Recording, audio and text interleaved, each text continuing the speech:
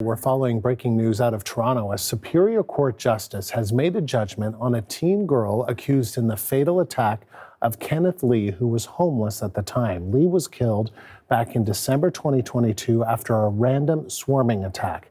The girl had previously pleaded guilty to manslaughter, but the final charge was still up to the court. And the CBC's Mark Harkesol is following the story. So, Mark, what did the court decide? Andrew, this happened in a concrete parkette in Toronto, near Union Station, if you're familiar with Toronto, in December of 2022. As you mentioned, the girl had pleaded guilty to manslaughter, and the 7 co-accused young girls in this case also pleaded to lesser charges. But in this particular case, the last one before the courts in the Kenneth Lee case, the Crown attorneys had decided to reject that manslaughter plea, leaving the potential for a murder charge here. In the end, after a long time in court, this has been a long time going, the decision by Superior Court Justice Philip Campbell today, the judgment coming down, guilty of manslaughter. Now, Kenneth Lee was killed in that swarming attack, December 2022. He was homeless at the time. They say that he was visiting in that concrete parkette a friend who had been staying at a hotel shelter who was also homeless. There was some sort of altercation with this group of girls who had apparently met online and decided to go hang out downtown, accused of several violent acts during that time.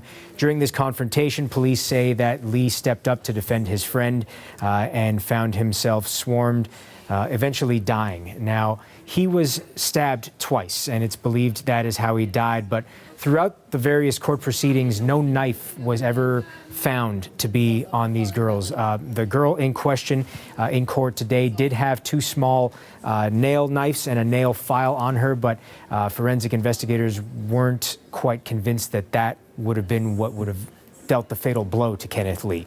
So the manslaughter charge is what stands.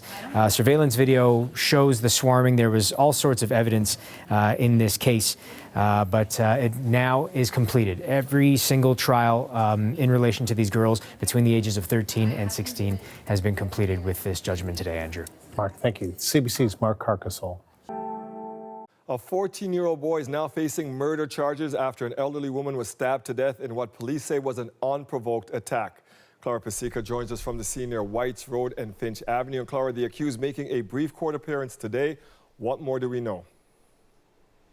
Well, Dwight, here on Lynn Heights Drive in Pickering, people are just shocked at this fatal stabbing, which happened in the daytime hours around 3 p.m. It happened to a woman who is a senior here in her own garden. As you can see, there's some flowers there in her front garden, a vigil showing their respect. Neighbors have been coming by. Police now say the family would like to keep her identity confidential, so we're not sharing out of respect for that, the woman's name. Police say she was stabbed multiple times here after a brief encounter with a male suspect who then fled on foot. Police provided an update and had this to say.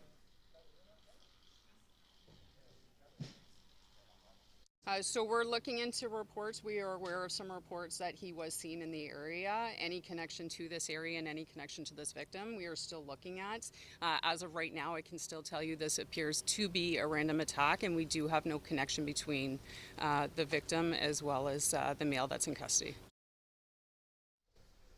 So he faces first-degree murder charges. Now, this all happened just around 3 p.m., just before children were starting to come home from school on school buses. The incident also triggered an emergency alert to be issued by police, telling people in the area to shelter in place after this suspect fled on foot. That male, who was later arrested by police in the evening, now confirmed by police to be 14 years old. Initially, there was some confusion, them releasing that he was 13 years old. Neighbors telling me that they were the ones who found this individual. It was neighbors, they found the woman who was stabbed here. People who were just neighbors trying to perform a CPR to help this person before emergency personnel arrived. But unfortunately, her injury is too extensive and she died in hospital. But we are hearing a little bit more from individuals who knew her about the type of person that this individual was, saying she was a lovely person, a warm soul. People saying she brought their children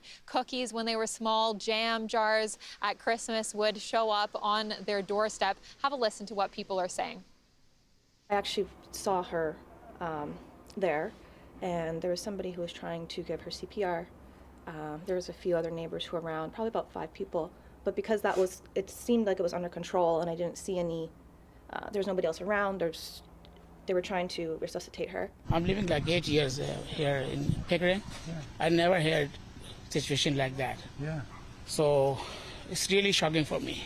Notice the scarecrow all the time. I really appreciated her presence in our community. She's a lovely lady. She's a retired school teacher, and our kids just really enjoyed watching how she would dress up the scarecrow. So it felt important to me to acknowledge her presence in our community and that she meant something to us. Now, it's not just impacting this specific neighborhood, it's having an impact on the whole city. We heard from the mayor of this city, and he had this to say. Randomness of this act, the senseless violence that occurred on our usually safe city streets is very troublesome. Mental health, I'm not a psychiatrist, I'm not a psychologist, but this is not the act of a rational, adjusted person. Now, police have really emphasized that this seems to be a random attack, which is perhaps why it's hitting this community so hard. They are planning a vigil for the woman who has died. And as you can see, this pile of flowers here continues to build on her front lawn. Thank you, Clara. I met you when you were covering North York City Hall. Right. I was a young student dreaming of a journalism career. You were kind enough to let me follow you around and bother you for a while there, and definitely inspired me to continue to chase this career. Talk about some of the highlights that you went through. You covered the Olympics, you covered Obama, you went to Ghana, to the slave dungeons. Take us through some of what you consider the highlights. Going to Ghana, that changed everything. Really? I'm at City Hall, writing about New Deal for cities and taxes and amalgamation and all that stuff.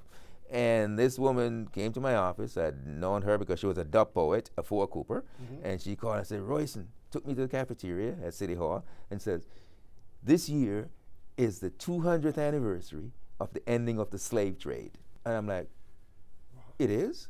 Yeah. Well, how come I don't know? Right? And immediately I felt sick, because the most consequential thing in our history, I should know that, right? And I said, whoa. And she said, yeah, it was passed that they should celebrate it or commemorate it at the UN. They passed it, and Canada was a signatory to that. And the government is supposed to put that in the curriculum for students, but they failed to do so. And nobody knows about it. Nobody's doing anything about it. So she came to me. And I'm saying, okay, Royson, so you're an idiot. You don't know about your history. How come nobody else knows? Yes.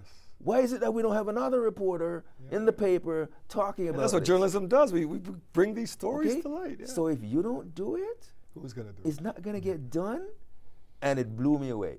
First of all, I wrote a column cussing out the federal government for not doing and cussing out myself for not knowing my history. And then I went to the Star and said, I got to go to Africa, to stand there. And when the guy said, the host knelt down and scooped up some dirt in that little room, not as big as the studio, sir, and say hundreds of your ancestors were packed in here before they put with that tiny little window up there where they would turn on the hose every now and then, and it was so hot that they would suck the sweat off the heads, right? Yeah. And he scooped up the dirt and said, this is the compacted dirt, the compacted bones, blood, flesh, feces of your ancestors. Wow. I was done. To survive that Holocaust, we call it a maafa, right? It means that you're here for a reason, because your ancestors, he could have committed suicide like a lot of them and jumped off the ship, could have died many reasons. And no, so you survived. So I'm here, there's a reason. So you got to make it count. We hear a lot about accountability journalism nowadays. And back in the day, you were known for going after those politicians. You were holding people accountable. What do you think about the state of journalism now as you walk away from this craft? It can't be strong enough and can't be strident enough. Without that, who keeps these guys accountable? You know how many times I scream at the TV when I see Trump? Well, we remember you used to be screaming at the mayor, well, right. not screaming or yelling at the premier. I've been in some of those scrums. Right, We exactly. heard you. Like, I'm sorry. Yeah. So, you know, y'all being scrummed, sorry, we're not going to write that. Yes. Because it makes no sense. You tell them straight up, right? Yeah. Come on, who you trying to fool? You know, can we I get remember that, right yeah. to the core of the matter? So you have to hold them accountable, or else they'll just do what it is that they want to do. Yeah. Somebody like Doug Ford, who's got almost unbridled power. Yes. Right? To Majority do what he government, wants to do. yeah. Majority government can do whatever he wants. So all you can do is keep protesting, keep challenging. I grew up in Flemington Park, yes. Sir. The only thing we have in Flemington Park is the Science Center. Yes. How can you take away the Science Center? It's gone. How can you take the one thing that poor little Flemington Park has? You could actually walk to it from your neighborhood. It's outrageous. Yeah, yeah. I mean, I tell the premier to his face, you can't do that. How can you do that to the poor people of Flemington Park? That's all we got. The Order of Ontario is reserved for exceptional individuals who have made a lasting impact in our province, country, and the world.